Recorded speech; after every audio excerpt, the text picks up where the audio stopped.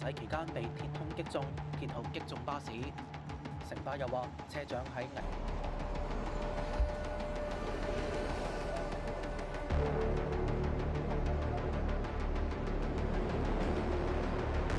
拆穿擋風玻璃，擊中司機左胸。有乘客話，巴士駛離轉乘站大約500米之後，就聽到一聲巨響。清醒，所以就係話有冇人可以幫下佢？佢就係話有冇人可以幫我？我就係話咩事咯，就係問佢咩事。我話原來咁大鑊，跟住之後我話你慢慢停咗個車，我咪幫你打電話撥。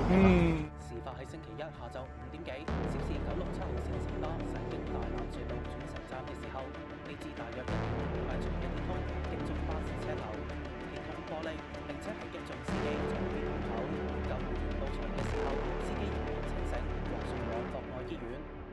城巴回覆後話，車長正喺醫院接受治療，而初步調查顯示係一支金屬枝懷疑喺公路被其他車輛試停車，確保乘客安全。